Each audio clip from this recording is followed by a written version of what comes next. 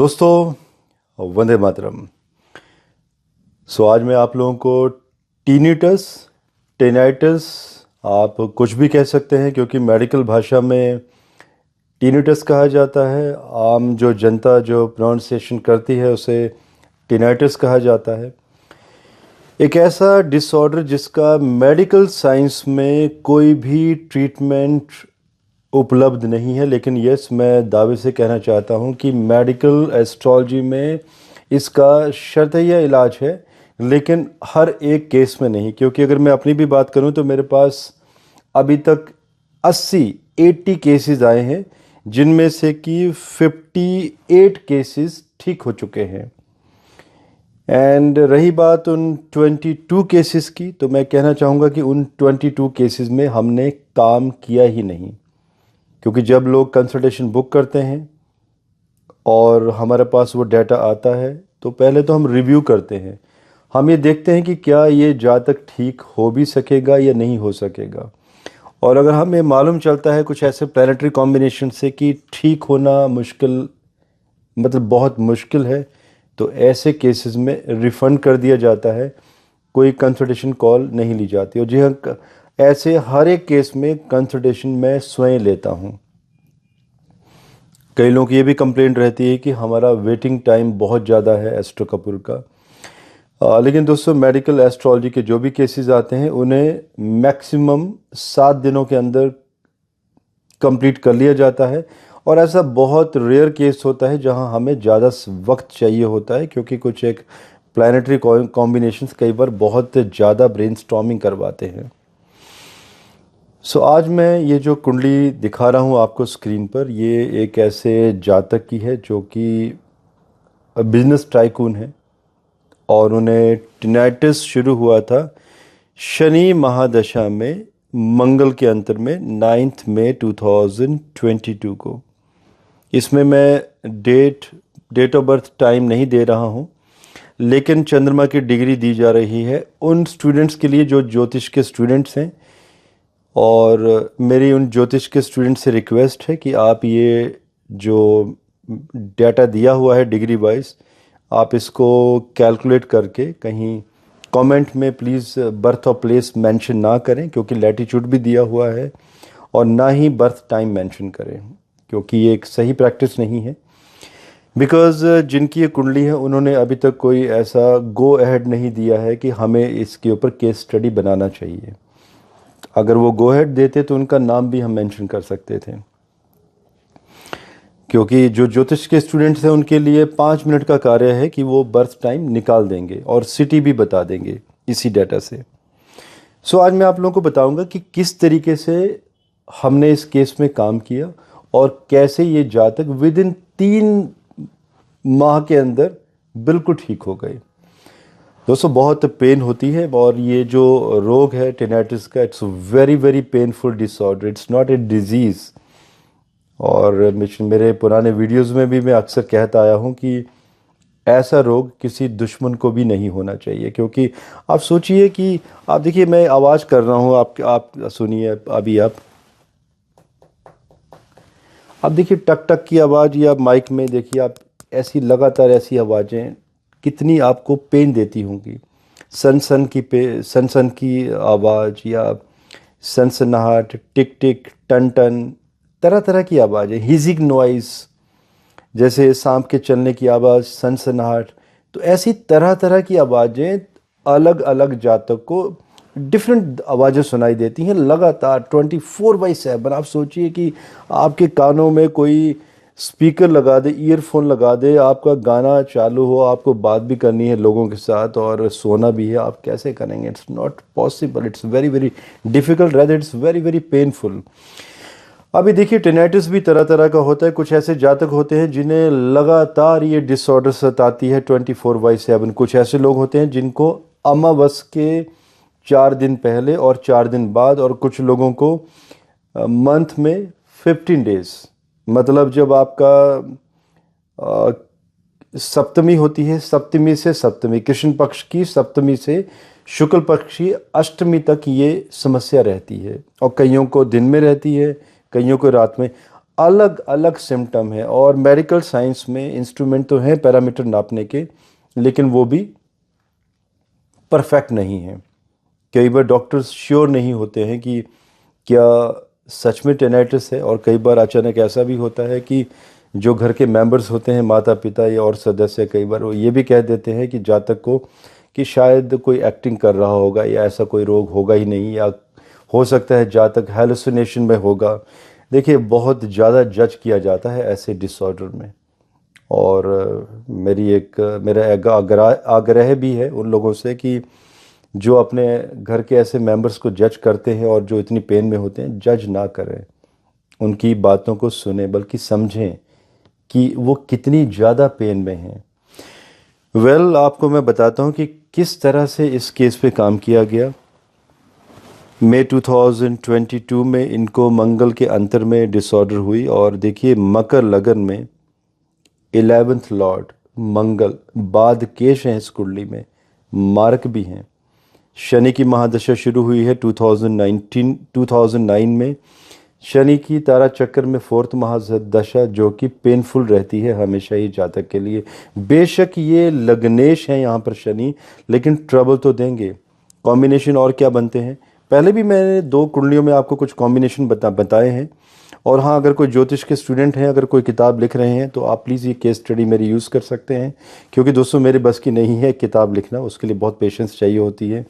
तो हर एक व्यक्ति की अपनी स्ट्रेंथ होती है, शायद मैं बोलना प्रेफर करता हूँ। तो अगर आप लिखना चाहें, मेरी परमिशन है कि आपको कोई यहाँ से कोई ऐसा नहीं होगा कि आपको स्ट्राइक किया जाएगा। आप एक केस यूज़ कर सकते हैं बिना किसी का नाम मेंशन किए।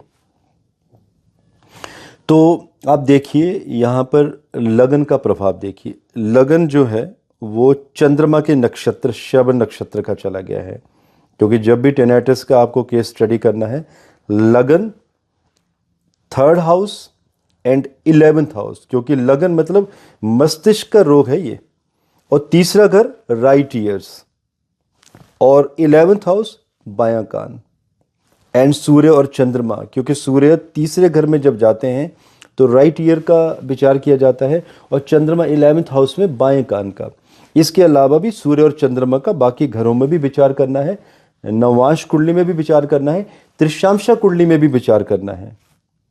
तो लगन में देखिए, चंद्रमा इस लगन के लिए शत्रु हैं, श्रवण नक्षत्र का लगन है, लगन में शुक्र बैठे हैं, योग कारक हैं इस लगन के लिए।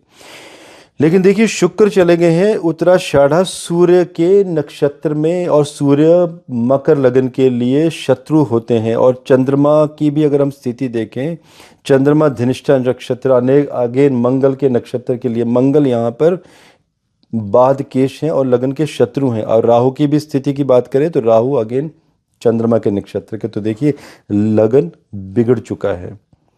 अब आप सूर्य की स्थिति के बारे में विचार कीजिए। कोई भी कह देगा सिंपल, सूर्य अष्टमेश 12th में, विपरीत राजयोग तो बना दिया, लेकिन ब्रेन का रोग भी तो दे दिया लेफ्ट हिस्से में।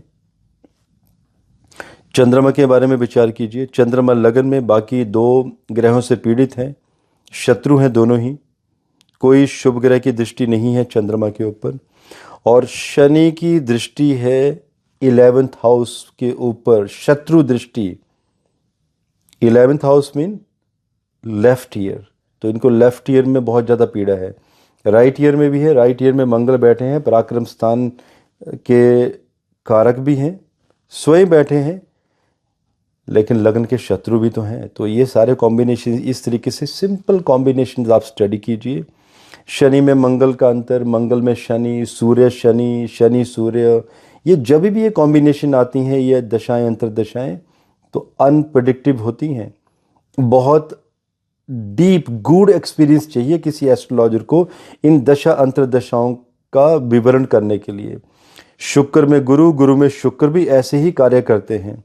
तो देखिए, शनि में मंगल मतलब पीड़ादायक, इनको डिसऑर्डर हुई, और इनको फिर हमने सॉल्यूशन भी दिए। इन घरों को स्ट्रेंथन किया गया। मेरे पिछली वीडियो में भी मैंने बताया था, लास्ट केस स्टडी भी 2 दी गई हैं इसी डिस्क्रिप्शन बॉक्स में, आप उन्हें ज़रूर सुनिएगा।